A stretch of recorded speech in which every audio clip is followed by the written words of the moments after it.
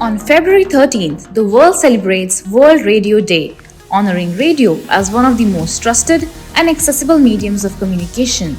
The day marks the launch of United Nations Radio in 1946 and recognizes radio's power to inform, entertain, and unite people across borders. In India, radio holds a special place.